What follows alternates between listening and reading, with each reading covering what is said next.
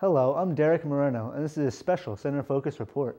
On this segment, we are focusing on the future of the United States Postal Service. The Postal Service is the nation's third largest civilian employer and has the largest vehicle fleet in the world. But recently, the government-run agency is facing a financial crisis, losing 25% of business in the last 5 years. Here is Danielle Van Gheem for the story. Barb Tice has been a rural postal mail carrier in Mansfield, Pennsylvania for over a decade and knows firsthand the importance of the Postal Service to her customers. I think it's important because you can, even if you're in a rural community, you can still have your mail lady pick up your mail. If you don't want to go to the post office, you can get all your services through your rural carrier. Currently, the United States Postal Service is required to cover $70 billion of annual expenses without help from the federal government, and it only receives 0.14% of its annual budget from taxpayers. Now the Postal Service is struggling with $15.9 billion in annual losses. Tice says people should use traditional mail like this once in a while instead of email to create a more authentic connection with friends and family members. They should use a stamp and mail their letters instead of using the internet, and say hello to your mail carrier and get to know them. While traditional mail has dropped, it's only a tiny part of the Postal Service's financial crisis. Much of the red ink in 2012 was from a 2006 act in Congress that made the agency pre-fund future retirees' health benefits, which made up to $11.1 billion of the losses. We talked extensively with Western Pennsylvania Postal Service Operation Manager Joe Schurter about the act. It was a program designed for us to prepay health benefit for our retirements well into the future, and it came to the tune of about $52 million over the next 10 years. Now that was going to end in about 2017, so that has put a pretty good financial burden on us. U.S. Congressman Glenn Thompson is currently witnessing the plea for some type of postal reform from the Postmaster General's testimony in Congress. The Postmaster General is looking for more flexibility. I think he is looking for some relief from the pre-funding.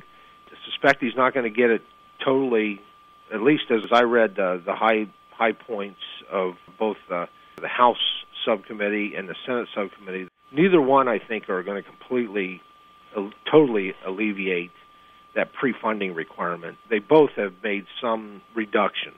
Lawmakers are divided on solutions like cutting Saturday delivery days for the Postal Service. I think it's doing some smart reduction of hours, looking at reducing hours. But one of the big issues is the 5-day mail. My primary concern on that has been, what does that do to the economy? Is there a significant impact there? Schurter says there are a few options for the Postal Service to save money. Like here at the Duncansville plant, for instance, we are actually area mail processing. We're moving mail from here to Johnstown and closing down this facility. And there's still a plan to consolidate and move plants across the nation. And what that does is reduces our cost for transportation, reduces the amount of buildings we have. Privately owned competitors like UPS and FedEx do attract customers with services the Postal Service cannot provide. We can ship to countries that the post office doesn't ship to. And the good thing with us, we have an actual guaranteed delivery time. It's really important. It's important all the time. However, many of these privately owned shipping companies are part of a group called Coalition for a 21st Century Postal Service to fight for help in Congress. Companies like the UPS store in Patton Township use the Postal Service to deliver packages to rural customers. If you ever order from LL Bean or some companies, you can actually get shipped to UPS and they'll deliver to the local post office. And the post office will handle the final delivery. It's called SurePost.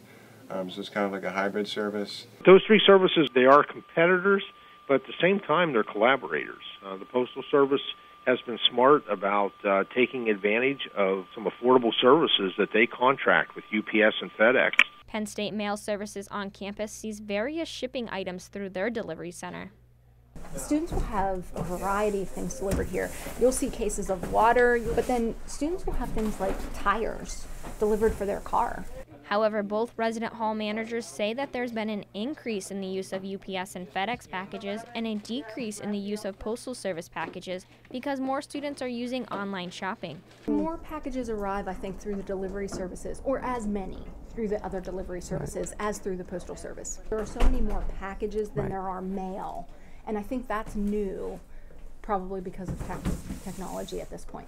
But good news for the Postal Service is expected with the holiday season in full swing. Retail is up, sales are up, so we're looking at, after Cyber Monday, we're seeing quite a few packages in the system. We're working a lot of extra time these days to get those packages delivered. In addition to the holiday season, the Postal Service still has many loyal customers, like Bellefonte resident Sally Hauser. I think it's important to have that mail service because it gives you that personal touch. I think it's more meaningful. I have letters that I have from my grandparents, from my aunts, from my uncles, and I think it's more important to you as an individual. Reporting from Center County, I'm Danielle Van Gheem.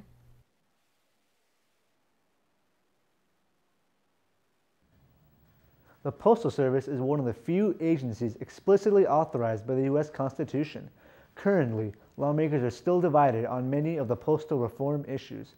Postmaster General Patrick Donahoe is now pleading with Congress to pass some type of postal reform before Congress adjourns this month. This has been a special Center Focus report. I'm Derek Moreno. Have a good day.